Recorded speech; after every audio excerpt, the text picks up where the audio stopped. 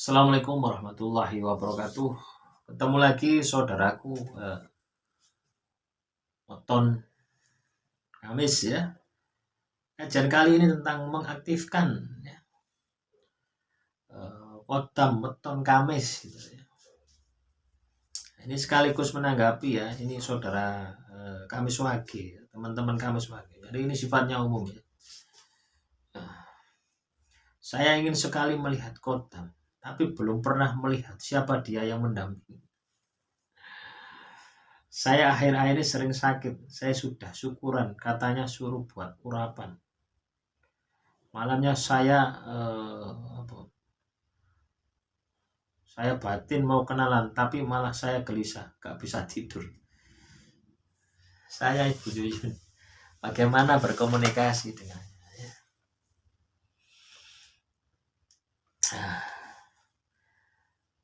Teman-teman Weton Kamis ya. Nah, ini yang salah kaprah ya, yang salah kaprah selama ini itu bagaimana mengaktifkan sebuah kodam. Ya.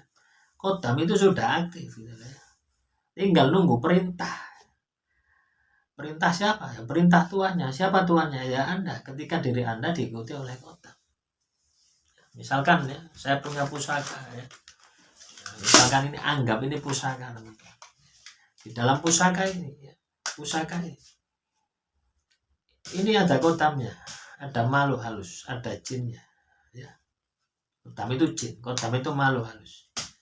Dan ketika dia ikut dengan Anda, maka disebut dengan kodam. Kalau tidak ikut dengan Anda, disebut dengan makhluk halus atau jin. Nah, supaya saya bisa berkomunikasi, supaya saya bisa memfungsikan ya, menggunakan kemampuan kodam ini, syarat apa yang teman-teman Weton Kamis harus punya? Yaitu syarat untuk bisa melihat dia, syarat untuk bisa merasakan dia. Benar enggak Anda ini memiliki kodam? Satu itu. Ini cukup Anda bisa merasakan. Nah, itu yang Anda harus kuasai. Setelah Anda bisa merasakan, baru ditingkatkan lagi. Anda harus bisa melihat.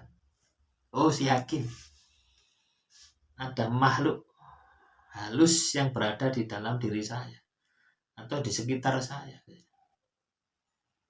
Nah, setelah Anda bisa melihat, baru Anda harus bisa berkomunikasi, baru ngomong, opo karepmu gitu ya. Caranya seperti itu. Tanpa Anda lalui tahapan tadi. Ya. Berarti yang ada di dalam tubuh Anda bukan kodam, makhluk halus saja. Atau ya yang dialami Bu Yuyun ini ya, gelisah ya. Saya mau kenalan kok dia tambah gelisah.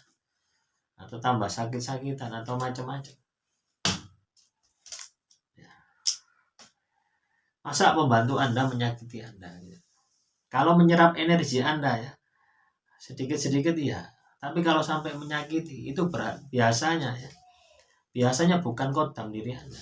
90% bukan kodam Anda. Tapi bisa jadi energi negatif ya, bisa jadi sihir telur santet ya, yang masuk ke dalam tubuh Anda. Baik itu sengaja dikirim orang maupun tidak Anda sengaja. Misalkan Anda makan di warung ya. Warung itu menggunakan penglarisan. Nah, ketika Anda makan ya masuk itu. Anda harus makan di tempatnya ya. Anda beli suruh orang atau dikasih orang. Ada kodamnya. Masuk ke dalam tubuh Anda, tapi bukan kodam Anda. Nah, ini akan menyakiti. Tapi kalau kodam milik Anda, terus Anda kenal, ya Anda kasih makan, Anda rawat, ya Anda akan menyakiti. Tapi beda ketika Anda punya kodam ya. Saya ilustrasikan supaya mudah pemahamannya. Anda punya pusaka, tidak pernah Anda rawat, tidak Anda pernah bersihkan, sudah taruh saja di lemari. Tidak pernah ada komunikasi. Ya, akan membuat diri Anda berantakan. Jadi bahaya bermain kodam itu bahaya. Tidak bahaya. Berbahaya. Juga bermanfaat ketika Anda bisa mengendalikan dan menggunakan. Nah, hidup itu pilihan ya, teman-teman weton Kamis ini. Nah, silakan dipahami, silakan direnungi. Tapi biasanya ketika Anda ini memiliki kodam pendamping, pasti Anda itu pernah ketemu. Ya, ketemu, bukan di alam mimpi ya, di alam sadar. Ya, di alam rasa Anda, bukan mata telanjang gini ya. Mata telanjang ini sebenarnya tidak ada. Mata telanjang ini adalah representatif dari olah rasa, olah batin disampaikan ke mata. Sehingga seolah-olah mata ini yang melihat, padahal bukan. Padahal batin kita. Nah, ini bisa Anda pahami ya, Anda lakukan.